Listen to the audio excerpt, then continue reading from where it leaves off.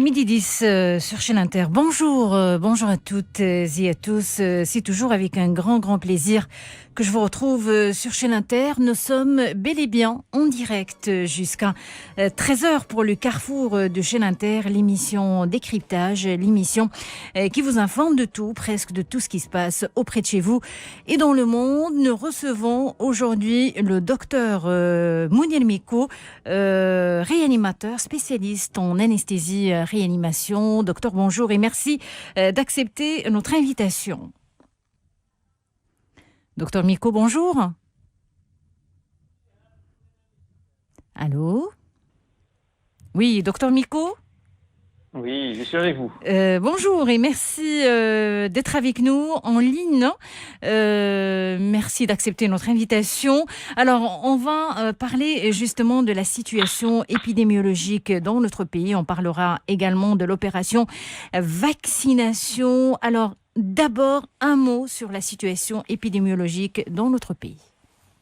Alors, heureusement, alhamdoulilah, les choses s'améliorent progressivement. On ne connaît pas exactement les raisons de cette amélioration aussi spectaculaire que ça. Ça ne peut pas être uniquement le côté restriction qu'on est en train d'avoir. Ça veut dire pratiquement un couvre-feu le soir, fermeture de tous les cafés, restaurants et tout le soir, ainsi de suite, limitation des mouvements entre villes, etc. Moi, je pense qu'il y a peut-être, c'est un avis personnel qu'on devrait un peu creuser, il y a peut-être une bonne mutation qu'on a eue et qui va aller dans le sens de l'amélioration de la situation épidémiologique qu'on est en train de voir. C'est une question qu'on doit se poser, qu'on devrait se poser. Maintenant, est-ce qu'on fait des études virologiques qui pourraient voir les séquences qu'on a, des souches qu'on a au Maroc et comment ça évolue, ça on ne sait pas. Donc il faudra attendre. En tout cas, la situation épidémiologique est rassurante. S'est améliorée nettement, heureusement, alhamdoulilah, elle est rassurante et j'espère qu'elle va continuer dans le bon sens dans les semaines à venir dans le bon sens. Voilà. D'accord, donc selon les chiffres officiels, une amélioration, vous le disiez à l'instant, docteur Mounir Miko, la situation épidémiologique enregistre donc 281 nouveaux cas, 12 nouveaux décès, 77 nouveaux cas critiques. Donc voilà, ça s'est nettement amélioré, docteur Mounir Miko. Oui, alors les chiffres que vous avez actuellement, c'est les chiffres qui sont officiels. Encore une fois, ils ne sont pas la réalité du terrain parce qu'on ne teste pas tout le monde. Il y a aussi l'avènement des... Donc il faut rester prudent. Ça, c'est la réalité. La situation est en bonne amélioration, les choses s'améliorent, mais les statistiques qu'on est en train d'entendre, c'est des statistiques qui sont officielles avec des critères d'inclusion qui sont très bien précisés. Il y a des choses qui nous redisent comme quoi ça ne peut pas être la réalité du terrain, mais malgré ça, il y a une amélioration qui est notable. Mais vous qui êtes sur le terrain, docteur Mounir Miko, par rapport à la réanimation, au lit, justement, docteur Mounir Miko. Oui, c'est ce que je viens de dire. Donc, par rapport à la réalité du terrain, il y a une amélioration extraordinaire, il y a une amélioration notable, il y a une amélioration des cas de Covid. C'est rassurant dans le sens épidémiologique, dans le sens du capacité de notre système de santé à être un peu soulagé pour qu'il puisse s'occuper des autres pathologies qui sont là, la pathologie cancéreuse, les maladies chroniques, les malades qui ont une insuffisance rénale qui se font dialyser, etc. Donc, tous ces beaux mondes qui ont besoin des services de santé pourront bénéficier des soins avec moindre de pression par rapport à la vague qu'on vient de dépasser, où il y avait une pression énorme avec les milliers de personnes qui étaient hospitalisées et avec les services de réanimation qui étaient pleins. Actuellement, donc, en résumé, la situation dans les services de réanimation et dans les hôpitaux et dans les structures de santé sont en nette amélioration, une nette baisse des des cas hospitalisés, des cas graves, et c'est tant mieux pour notre pays. Donc, situation rassurante, mais il faut rester vigilant. Très vigilant, très, très vigilant. Les vaccins arrivent au compte-gouttes, certes. Le Maroc a reçu 500 000 doses du vaccin Sinopharm et 2 millions de doses du vaccin AstraZeneca en provenance de l'Inde. Les premières vaccinations ont démarré jeudi dernier sur le personnel soignant, les forces de l'ordre et les personnes âgées ou vulnérables. Vous avez été vacciné, docteur Miko. Votre ressenti ?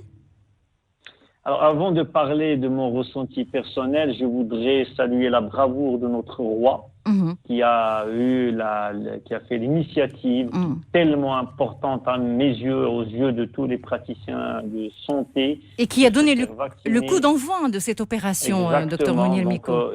Si vous vous rappelez, sur vos antennes, je parlais qu'il devrait y avoir un responsable politique, et je visais par ça le gouvernement, pour qu'on puisse encourager les gens à se faire vacciner, à rassurer le personnel, qui puisse transmettre la même assurance envers la population générale.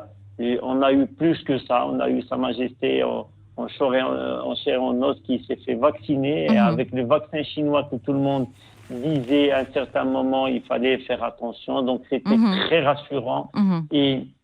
Et là, c'est quelque chose, c'est une fierté pour nous en tant que Marocains, que notre souverain ait cette capacité à être le leadership tout le temps, même dans des choses qu'il ressent où il y a un petit doute, un petit un petit flou. Donc il nous rassure, il fait des actes extraordinaires qui nous poussent vers l'avant. Donc vraiment un acte de bravoure extraordinaire, et c'est formidable. Maintenant, en ce qui concerne mon vécu par rapport à la vaccination, sincèrement, je m'attendais à être parmi les premiers. C'était pas, il fallait attendre que je reçoive un SMS pour que je puisse partir me faire vacciner. Et donc, ça n'a été fait que le deuxième jour de la vaccination, ça veut dire le samedi.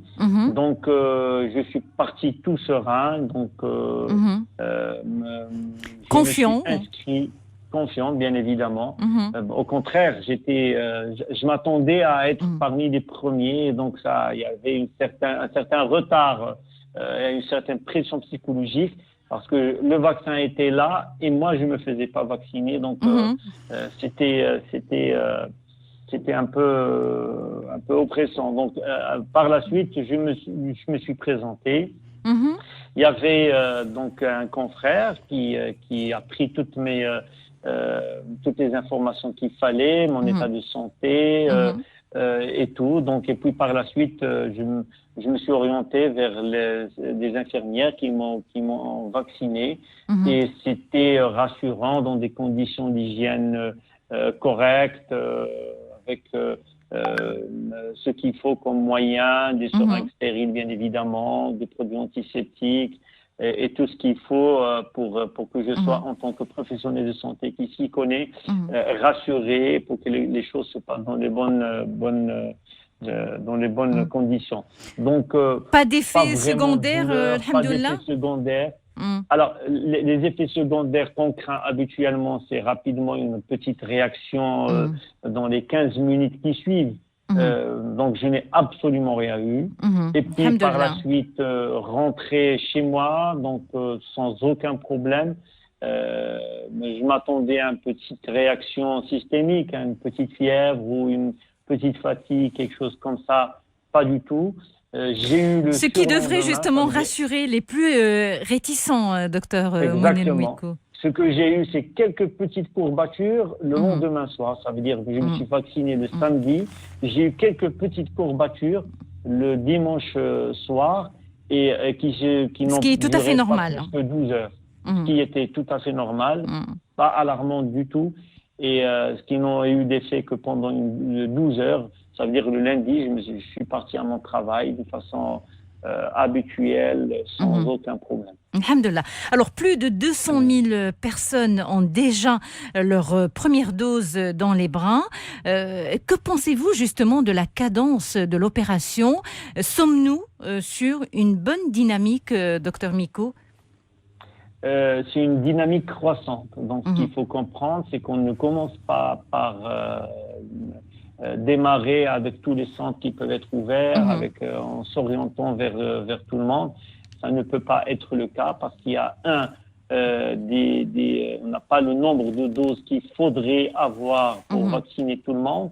Donc, ça va être livré progressivement et le ministère maintenant a raison. Il a compris comme quoi la gaffe qu'il y a eu initialement de rapidement communiquer sur le début de la vaccination dès le 4 décembre, ça a été maintenant compris qu'on ne peut en aucun cas aller dire qu'il faut ouvrir tous les centres de vaccination rapidement parce qu'on n'a pas tout le nombre de doses qu'il faut.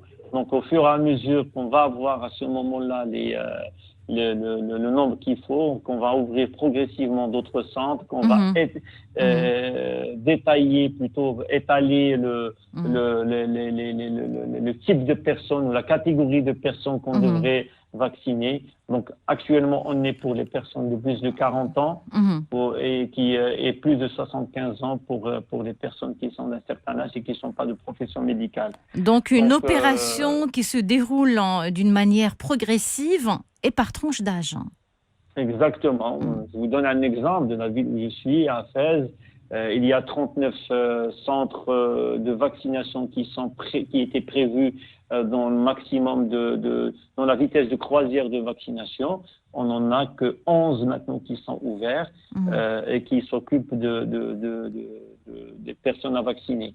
Donc, on s'adapte au nombre de doses qu'on a. On s'adapte à la population cible pour pouvoir vacciner avec une cadence correcte. Alors, l'objectif escompté, pouvoir ou réussir à vacciner 80% de la population pour obtenir l'immunité collective, et vous le disiez, donc une opération qui se déroule d'une manière progressive.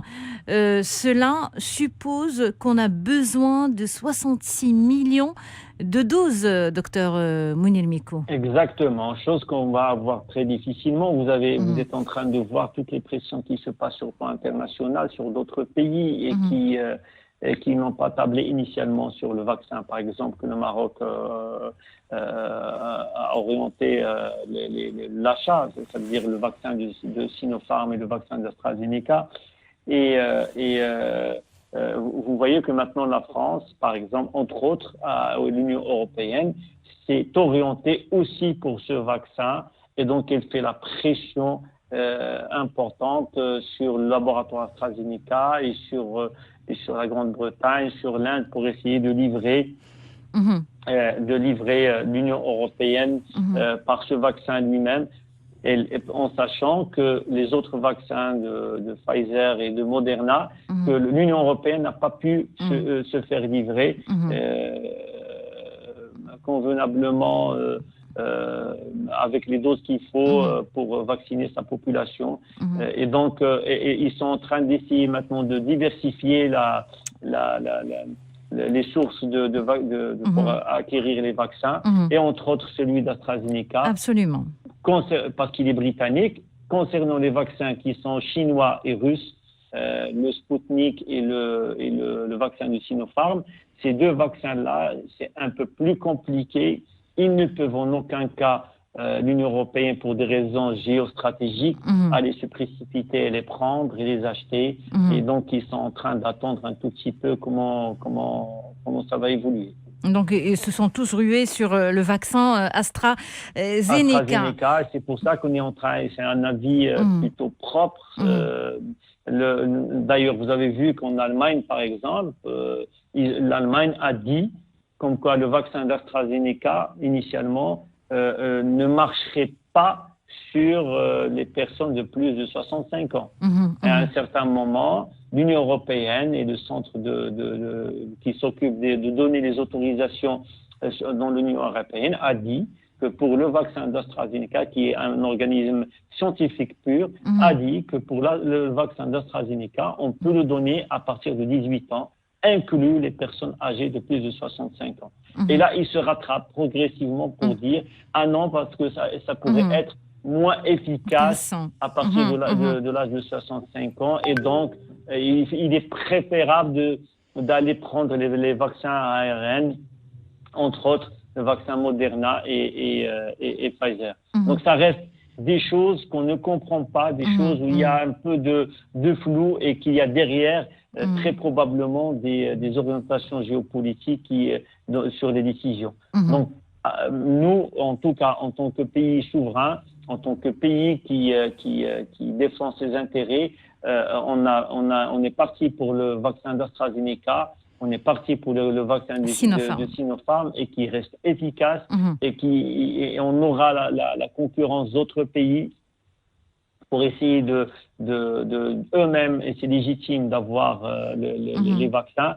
Nous, le Maroc aussi, grâce à notre diplomatie royale, grâce à nos relations, on est en train de s'acquérir de ces vaccins d'une façon convenable, espérant que la cadence de livraison sera bonne pour essayer au maximum de se faire vacciner et de diminuer le risque de ne pas tomber dans la vaccination. Et respecter justement l'intervalle entre les deux vaccins, c'est important. Exactement, respecter l'intervalle, ça c'est important, mais surtout, c'est qu'il faudrait arriver rapidement à une immunité collective. Et je voudrais attirer votre attention et l'attention des auditeurs sur ce point qui est très important. Si on n'arrive pas à avoir une immunité collective assez rapidement, la circulation du virus, même si elle va circuler à bas bruit, ça veut dire que pas de la même manière avec une grande vague, mais en tout cas, la multiplication du virus risque de créer des répliques qui peuvent être avec des mutations qui ne pourront pas à un certain moment être protégées par ces vaccins. Alors c'est pour justement, ça qu'on a des points d'interrogation. D'où ma question sur combien de temps va s'étendre l'opération vaccination. Peut-on espérer un retour à la normale en été 2021 avec le rythme actuel de la vaccination, docteur Mounir Micko? Le rythme actuel qu'on est en train d'avoir, qu'on espérait avoir, c'est un rythme de 3 mois pour terminer toute la vaccination au Royaume. Quand on dit 3 mois, ça veut dire qu'on a été livré d'une façon correcte pendant ces 3 mois pour se faire vacciner. Et il faudrait attendre quelque chose comme 1 mois après ou 1 mois et demi pour s'assurer de la réaction immunitaire au Royaume. Justement, alors, si on calcule à partir de janvier, de fin janvier, fin février, fin mars, fin avril, et 1 mois et demi, on va tomber dans le mois de mai ou juin pour avoir une immunité collective. Maintenant, est-ce qu'on va être livré avec une cadence correcte pour assurer ça, c'est une question que personne ne peut avoir de réponse convenable. Donc, il faudrait attendre et voir. Là, c'est très important. Maintenant, s'acquérir d'un vaccin ou produire un vaccin, c'est comme s'acquérir d'une bombe nucléaire. Je le dis avec toute la... Justement, à cause du rush que connaissent les laboratoires, justement. Les laboratoires, effectivement, c'est très, très, très important. C'est une arme, et c'est devenu une arme à part entière. Alors, les questions que l'on se pose le plus fréquemment concernant la vaccination anti-Covid, comment favoriser l'accès des personnes âgées à mobilité réduite au vaccin? Est-ce qu'il y aura un dispositif Est-ce qu'un dispositif sera mis en place justement pour permettre l'accès au vaccin à ces personnes? Alors, théoriquement, on devrait avoir ce qu'on appelle des équipes mobiles. Ça veut dire des équipes qui doivent bouger pour qu'on se déplace chez les personnes à mobilité réduite. Maintenant, des informations, on ne les connaît pas. En tout cas, en tant que praticien, peut-être que au sein du ministère de la Santé et surtout au ministère de l'Intérieur, ils ont des statistiques exactes qui rapportent le nombre de personnes qui sont en mobilité réduite et chez qui ces personnes-là qui sont plutôt des équipes mobiles puissent bouger pour donner la vaccination qu'il faut la réponse, on devrait la voir au sein à partir des rapports du ministère de l'Intérieur et du ministère de la Santé. Donc, mais théoriquement, ce qu'on connaît, c'est qu'il y a des équipes mobiles pour assurer ça, et ça, c'est très important. On parlait justement de l'intervalle de 2 semaines. C'est l'une des questions qui revient et que tout le monde se pose. Pourquoi l'intervalle de 2 semaines, docteur Alors maintenant, c'est qu'il faudrait, l'intervalle de 2 semaines, il est important, c'est qu'il faudrait avoir assez de temps pour développer une première réaction avec la production des anticorps type IgM et des anticorps type IgG par la suite, et puis booster cette première réaction complète par une deuxième stimulation qu'il faut avoir. Si on met moins de 2 semaines, c'est comme si on donnait une seule dose de réaction qui va donner la production initiale des anticorps IgM et IgG. Donc, ce qu'il faut faire, c'est laisser la production et laisser à l'immunité de comprendre ce que c'est que ce vaccin, ce que c'est que ce semblant de virus qu'on est en train d'injecter, pour que le système immunitaire produise la réaction. Et puis, par la suite, à la fin de la production de la réaction, on produit une deuxième réaction qui va booster la première réaction. Si on rapproche les deux, ça fait comme si on a injecté une seule fois. Et ça, c'est important à comprendre. Alors, justement, par rapport, on parlait des effets indésirables, ce sont des effets, vous le disiez, transitoires. La majorité des effets sont des effets transitoires. On a eu, par exemple, concernant les vaccins atténués ou les vaccins à adénovirus comme le vaccin d'AstraZeneca et de Sinopharm, la majorité des effets indésirables ou la totalité sont des effets indésirables qui sont très légers et transitoires. La fièvre, les courbatures, les petites douleurs qu'on peut avoir aussi d'injection sont des effets en général qui sont transitoires et qui ne donnent pas et qui ne restent pas éternels. Donc ça devrait disparaître dans les 24-48 heures après la réaction. Donc il faut que toute personne, tout citoyen soit rassuré sur ce point. Alors, on va rappeler la population cible, les personnels de première ligne, en l'occurrence les professionnels de la santé, les autorités publiques, les forces de sécurité, le personnel de l'éducation nationale, personnes âgées et personnes vulnérables au virus, avant justement de l'élargir au reste de la population. Et puis, les zones en proie à des taux élevés de contamination seront donc prioritaires. Voilà. Des contre-indications, docteur Mouniel-Mecco?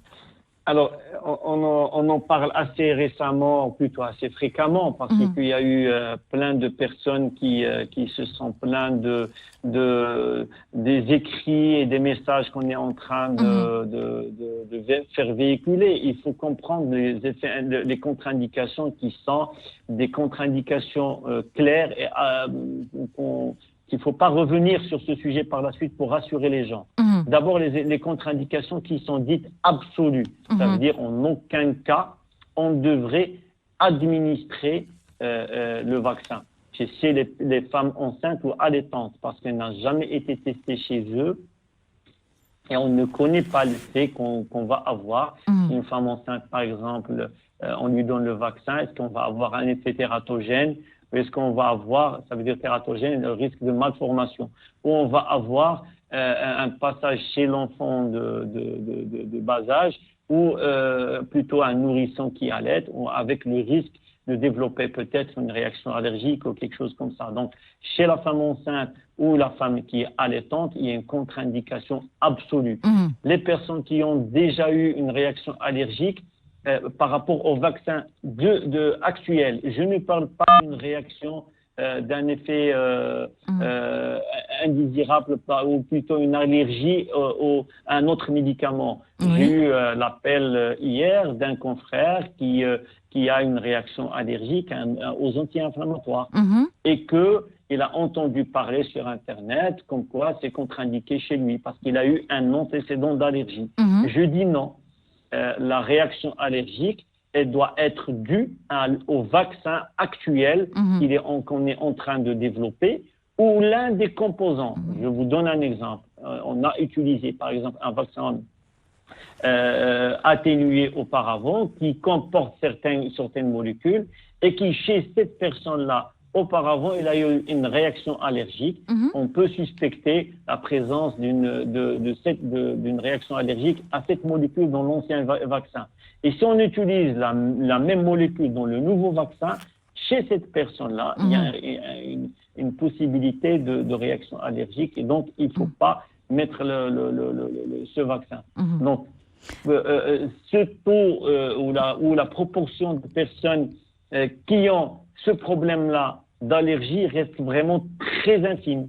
Donc, c'est pas toute personne qui a une allergie, par exemple, saisonnière ou une allergie à un certain médicament, au paracétamol ou à la pénicilline, qu'on va lui dire non, il faut pas se faire vacciner.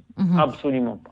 Donc, maintenant, les femmes enceintes, donc voilà. Les femmes enceintes ou allaitantes, c'est une contre-indication. Qu'en est-il et juste... les personnes...